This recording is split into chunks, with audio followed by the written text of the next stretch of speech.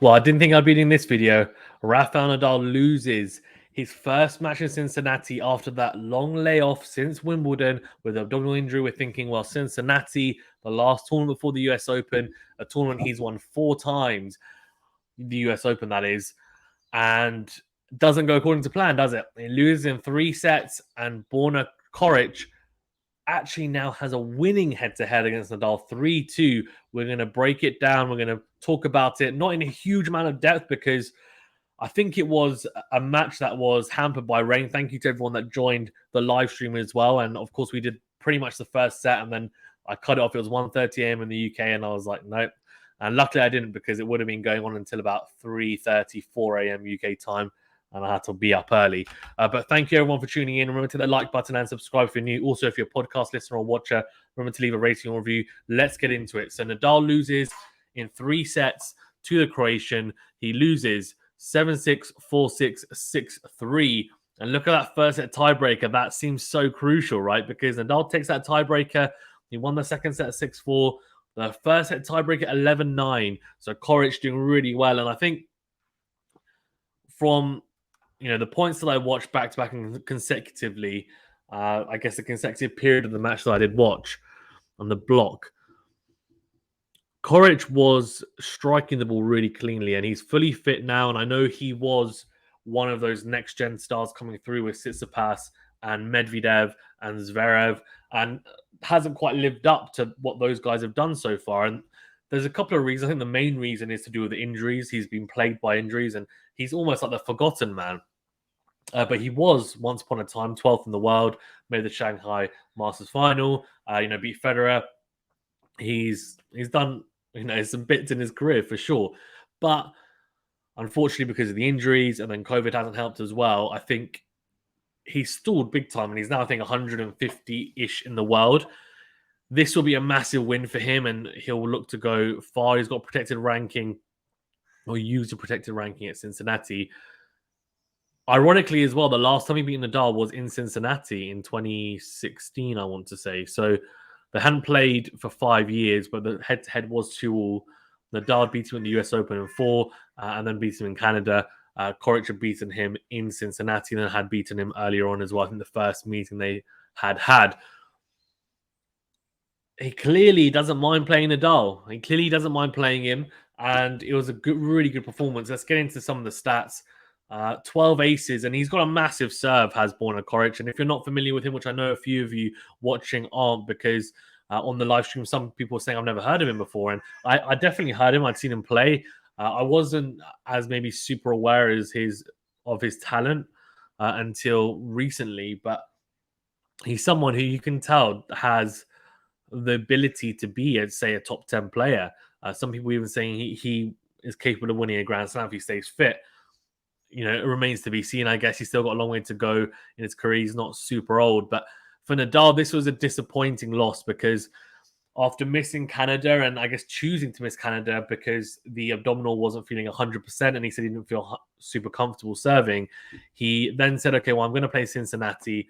And the hope would have been to go deep in Cincinnati. And a lot of people would have even picked him to win in their brackets. Soz to you guys, and commiserations. But look, I mean, it's just not ideal, because now he's going to have to play a lot of practice matches before the US Open. You could cite the Australian Open earlier in the year, where he played pretty much no tennis. But the one thing about that is he had the Melbourne Summer Set, right? Which, yes, wasn't the highest of levels, but he still played, I think it was like 3 or 4 matches on the trot before the Australian Open. And that got him into some sort of match fitness. For the US Open, he's going to have none of that. Really, he's going to play practice matches, but practice matches aren't the same as competitive matches in tournaments. So this will be a very disappointing loss, and it definitely, for me, is a big setback for his US Open chances. And keep an eye out for my ATP and WTA power rankings at the end of this week. But spoiler alert, I don't think Nadal's going to be top. And you might say that's a bit harsh, but given that he's just lost, and it can happen. But in the first round, we're basing it based on form, and he's not the most informed player going to the US Open any longer, given that he's shown a bit of his hardcourt prowess, and it hasn't quite stacked up to what we maybe expected. And that's the unfortunate truth. Doesn't mean he can't win the US Open. It just means as it stands, it's not looking like the most probable possibility, but who knows? Right, aces 12 for Coric and 6 for Nadal, 7 double faults. So I did say when I was doing the commentary that if Nadal's serve is firing, it normally means the rest of his game will be firing, and he'll play a really good set of tennis, a good match of tennis. And instead, that wasn't quite the case. 7 double faults is really, really poor from him over 3 sets. I know you might say, well, that's only what average of about 2 double faults a set. It's still too much. You shouldn't be serving more double faults than aces, that's for sure. First set percentage for both was quite low, 49% for Coric, 55% for Nadal. And yeah, again, Nadal would have looked to have had that higher, Coric especially as well. But in saying that, didn't really matter because if we look at the first serve and second serve points won percentages, 83% of first serve points won for Coric, 84% for Nadal. Second serve points won, 67% for Coric, and 56% for Nadal. Breakpoint save. So this is, I guess, the telling stat, right? So there's only 2 breaks of serve in the whole match, and that I guess points to both players being pretty dominant. I think the fact that both players had second serve points won percentages above 50% probably states that neither had a particularly amazing returning day. And for Nadal, that would have been a little bit disappointing given that statistically he's actually the best returner of all time. So that statistically, that is. He's got the highest percentage of return games won ever. So, for him, he would have hoped to have figured out Coric's serve sooner rather than later. But the fact that he only had 1 breakpoint opportunity and he took it is impressive for Coric as well. Look at that. I mean, really measly amount of chances. Very dominant on serve, both of them.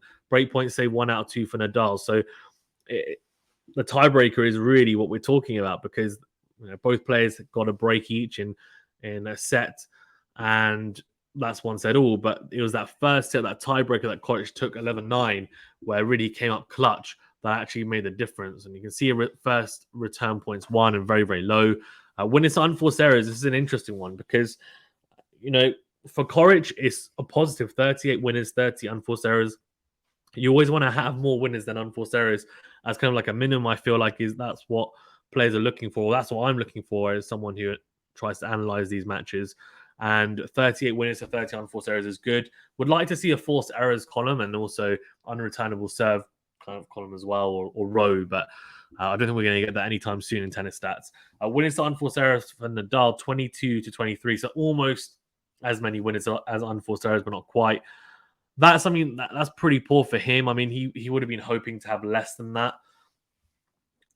I can understand he's a bit rusty given that he hasn't played for a while, but it's one of those matches that maybe it was a bad draw in a way because the head-to-head was 2-2, and I know they hadn't played in a lot of years, in 5 years to be exact, but Coric is clearly dangerous and he's fully fit, and let's see how well he does at Cincinnati. I'm very interested now to see how far he goes because he'll take a hell of a lot of confidence from this. I know afterwards he said he was just looking forward to playing Nadal and like he was excited to just get out there and play. And the fact that he's won now is a massive bonus, but he's not.